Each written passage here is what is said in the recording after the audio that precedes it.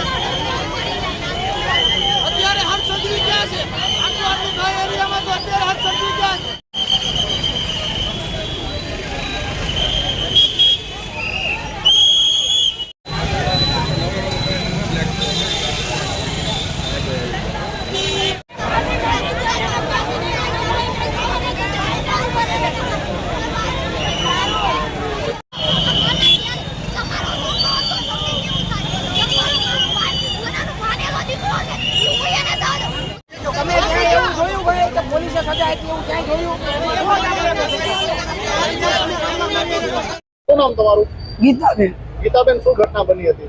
બની આ બે ભાઈ કારખાની બેન ભાઈ આવતા હતા, છોકરી આગળ વહી ગઈ ની થોડોક વાય રહી ગયો અને આમથી ઓલી મોટી શેરીમાં કોકને સરી મારીને આવ્યો અને આ છોકરો વસમાં આવ્યો ને એને પસાડીને મારવા મીડ્યા. એ કામેથી કારખાન મારા દેરનો છોકરો છે. શું લેવા માર્યો? એટલે એ આમથી બીજાથી ધમાલ કરીને આવ્યો ને દાજમાં એને મારવા મીડ્યો. સાહેબ એ તો હાલ્યો તો કામે બેન ભાઈ હલાવતા હતા કારખાને 8 વાગ્યા એને મારવા મીડ્યો. અને અહીંયા 24 કલાક ઈ શેરીમાં બેહી રહી, બેનું દીકરીઓ નીરાય ના કોઈને ક્યાંય જવાય નહીં, અહીંયા બેહી રહી. અને કાઈ મારવાનું કઈ કારણ ખરું? શું લેવા? અરે છોકરો કોઈ બોલે સાહેબ, તમે એને બોલાવ્યો હોય તો તમને રોવા મળે એવો છોકરો છે. શું માંગ છે તમારી? અમારી માંગ અમારા છોકરાને સજા દીધી ને અમારા છોકરાને થયું ને એવું જ એને થવું જોઈએ. કેટલી ઉંમર છે? શું નામ છે? એનું નામ છે પરેશ. ઉંમર કેટલી? એની 14. મારું નામ જાસોલિયા હિતેશ છે.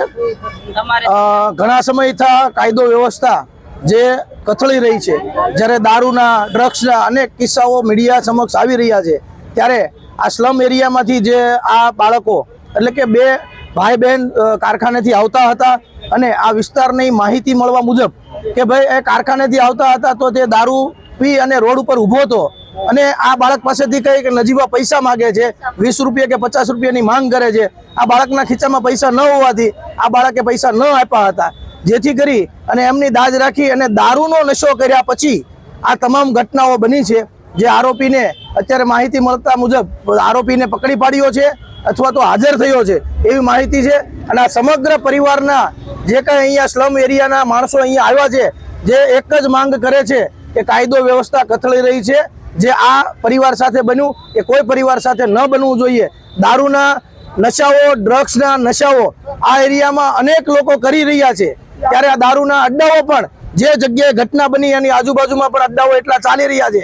તો આ પોલીસ તંત્રને અને કાયદા વ્યવસ્થાને મારી એક વિનંતી છે કે આવી ઘટનાઓ આજે નહીં પણ ક્યારે ભવિષ્યમાં ન બનવી જોઈએ અને આ પરિવારને કાયદાની રૂએ ન્યાય મળવો જોઈએ અને વહેલી તકે મળવો જોઈએ.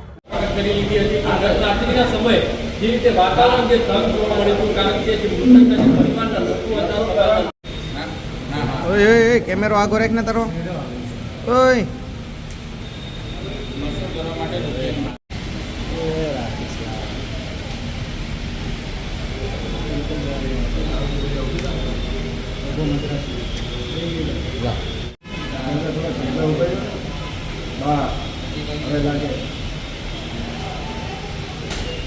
કડક કાર્યવાહી થાય, આરોપીની ધરપકડ કરવામાં આવે. પણ મહત્વની વસ્તુ એ છે કે નશાને લઈને આ રીતે ગત મોડી રાત્રિના સમયે કાપોદ્રા પોલીસ સ્ટેશન ખાતે બોલાવી અને આખો મામલો હતો તે થાળે પાડવામાં આવ્યો હતો.